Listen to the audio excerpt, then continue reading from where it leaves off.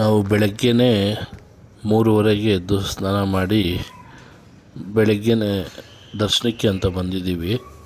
So ಬೆಳಗ್ಗೆನೇ ಕಾಕಡ ಆರತಿ ಅಂದರೆ ಬೆಳಗ್ಗೆ 5:15ಗೆ ಸ್ಟಾರ್ಟ್ ಆಗುತ್ತೆ ಆರತಿ.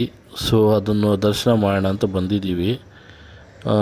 ತುಂಬ ಅಂದರೆ ತುಂಬ ಚಳಿ ಇದೆ, ಚೆನ್ನಾಗಿದೆ. ಒಟ್ಟಿನಲ್ಲಿ ತುಂಬ ಅಂದರೆ ತುಂಬ ಜನ ಇದ್ದಾರೆ. ಸೊ ಕಾಕಡ ಆರತಿಗೆ ಬರಬೇಕಂದ್ರೆ ಬೆಳಗ್ಗೆನೇ ನೀವು 15 ದಿವಸದ ಮುಂಚೆನೇ ಆನ್ಲೈನಲ್ಲಿ ಟಿಕೆಟ್ ಬುಕ್ ಮಾಡಬೇಕು. 600 ರೂಪಾಯಿ ಅಂತೆ.